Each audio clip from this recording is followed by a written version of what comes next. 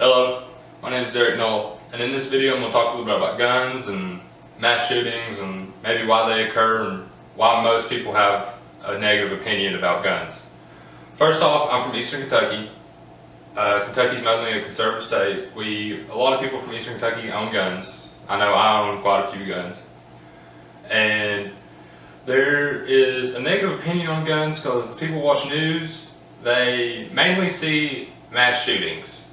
They've been happening more and more, they occur more and more every year, and they increased. The number of mass shootings increased every year for the past 4 years. You got this past year we've had 2 mass shootings that everybody that you can usually see know about, just because they're advertised so much on news, no matter the channel. You have the Las Vegas country music, it was a country music concert, and a shooter was in the hotel and just fired upon a crowd of people, killing multiple and injuring quite a few. Then you have a church shooting, killing over 26 people, I think, it's last I heard. And then you even got back in 2007, you had the Virginia Tech massacre. You know, the one, they all mean to me, but the Virginia Tech one meant the most to me, because I've been a Virginia Tech fan for almost 10 years now. I have a hat to prove it, and you can see every dirty detail for how long I've had that hat. It's just got rougher and rougher, and I still refuse not to wear it during a game.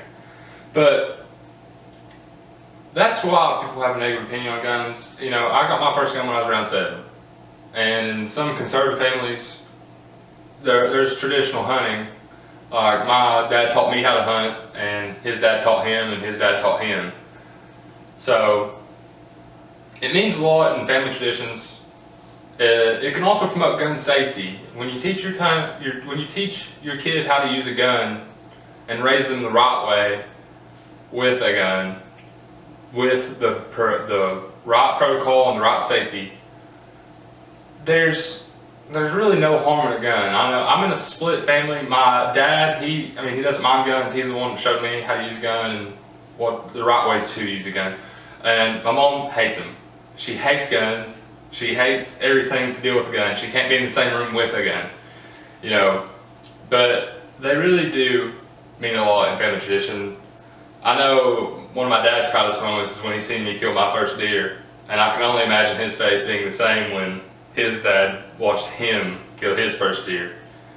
And a little fact that not a lot of people know is mass shootings, they persuade people so much just because it's the most televised, but they actually make up less than 2% of the gun deaths every year. Most of these gun deaths come from gang violence, drug trafficking, robberies. All of these things we're already in a negative situation and already illegal. And we've tried to change gun laws over the past by increasing them. Increasing gun laws is not what we really should do. It's showed in the past it doesn't help. If we make it harder for people to get guns, the illegal people, if they're going to commit something illegal, they're just going to go and commit illegal crime anyway to get the gun.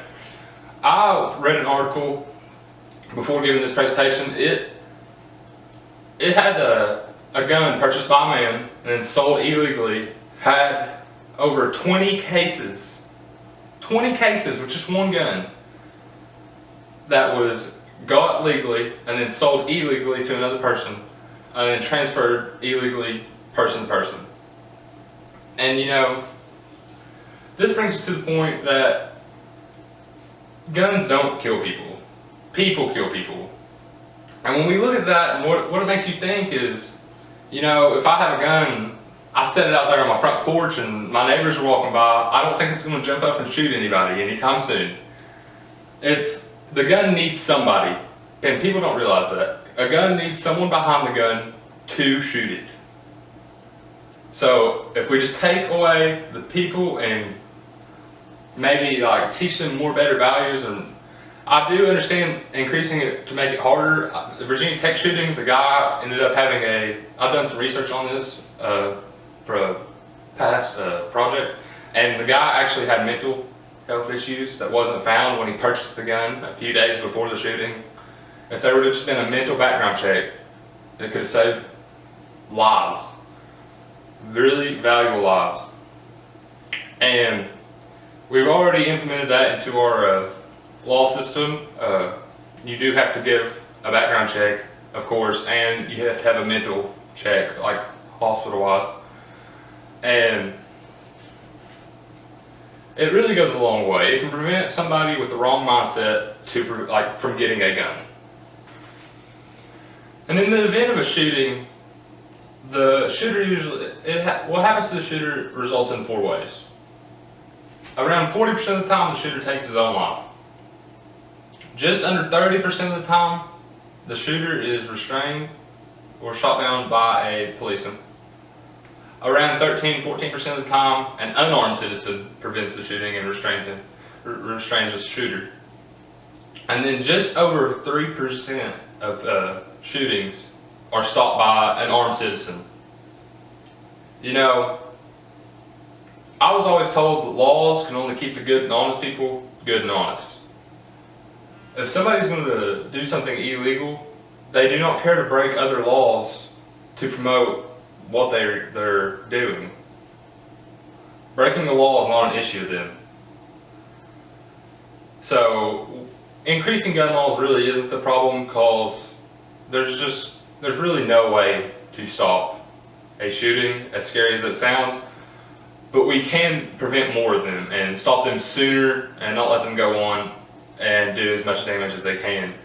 And I think promoting guns would be the better issue to think about, because if more people carried guns, they could stop shootings and make the number of just 3% of people stopping the shooter by having a gun on them maybe increase. You know, 13% that are unarmed, if they had a gun, they could have stopped the shooting sooner, probably. But increasing gun laws is not the answer. It's only going to hurt your more conservative, traditional families like mine and my future family. So that's just something to think about. Thanks for listening, and that's all.